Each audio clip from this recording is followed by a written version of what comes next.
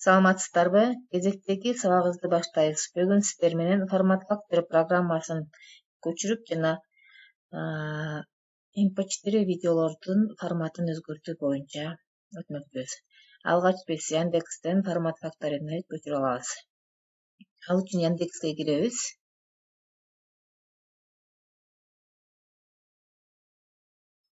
Яндекске кирип, издөөчү жолчого скачать формат фактори деп жазабыз. Сизде 7, 8, 10 кайсы Windows болсо ошого карата тандалсаңыз болот. Ошондой эле компьютериңиздин разряддуулугуна карата көчүрүп аласыз. Бизде Windows 10 бизге 64 разряддуу, ошого карата көчүрүп алабыз. Бул жерден официалдуу сайтынан көчүрүп алышыбыз керек. Тандайбыз. Бизге мына формат фактор жөнүндө кыскача маалымат берилген бул жерде. Мынакей. Бул жерден биз формат факторини кантип көчүрүп алабыз.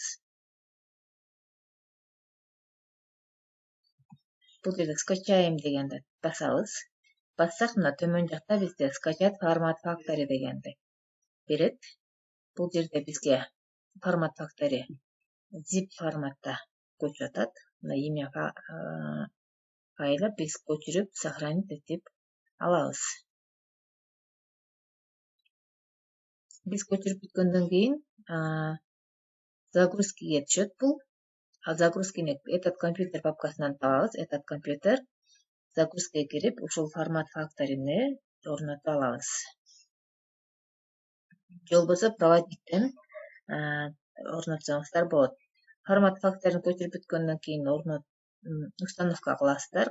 Установка кылганда бизге мындай значоктогу приложение түшөт. Эми биз бул сабакта мисалы үчүн Freecam'да тартылган видеолор MP4 эмес, WMV форматта түшөт. Кантип MP4ге которобуз. Формат факторини ишке чегиребиз. Ачканда бизге мындай алмаштырайт ачабыз. Аны ачсак бизге ошол терезе ачылат. Биз WMV форматтагы видеону алып келиш үчүн пускка кирип проводниктен ачабыз. Биздин ошол издеген видеобуз рабочий столдо. Сиздер кайсы жерге сакталса ошол жерден тандайсыздар. Жана ошондой эле ошол видеону тандап, мисалы бизде компьютер түзүлүшү деген видео. Мыштын сол жагын басып, кое бербестен сүдүрүп алып келип, формат факториге коесуздар. Койгондо ушундай терезе ачылат. Бул жерден биз окей дегенди тандайбыз. Бул жерден настройкасынан кайсы папкага сакталаарын көрсөтүп койсоңуздар болот. Бул жерде конечная папка деген жерде изменить дегенди басып, мисалы үчүн этот компьютердин ичиндеги видеолорго түшсүн. Окей, же болбосо жаңы папка түзүп койсоңуздар да болот. Применить. Окей. Эми бул жерден биз мына азыр 121 мегабайт экен WMV форматта. Эми биз мына MP4 форматка өзгөртөбүз. Стартты басабыз.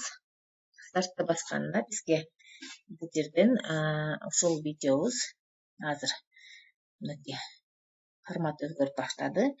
Ошол формат өзгөргөнчө күтүп турабыз бир аз. Канчалык чоң файл болсо, бул кысып кичинертип берет. Форматын гана өзгөртпөстөн, памятын дагы өзгөртүп берет. Азыр көрөбүз.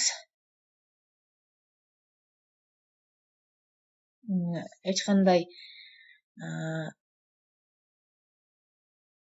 эмеси өзгөрбөйт бул формат фактори менен өзгөрткөндө.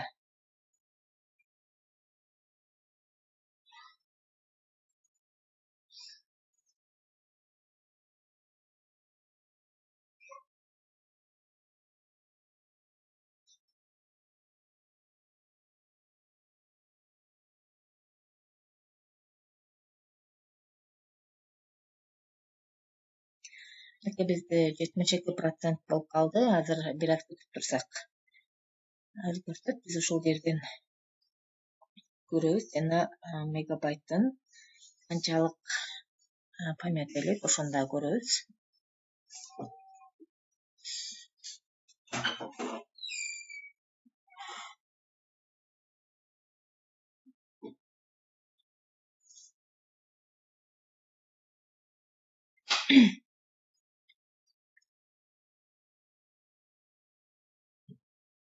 Аудио, фото, документ жана башкаларын биз кийинки сабактарда көрсөтөбүз. Бул документ боюнча бизде сабак бар. Обработка башталды 100%.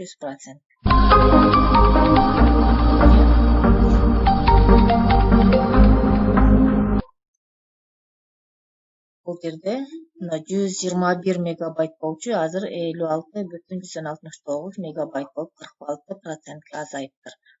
Бул жерде жашыл точканы басып видеону көрсөк болот. Качествосуна эч кандай таасир бербейт. Ошол кандай тартылган болсо, ошондой боюнча сакталат.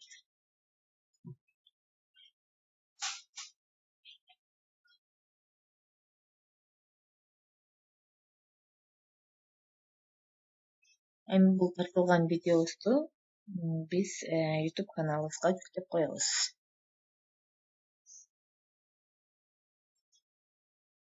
Азыркы биздин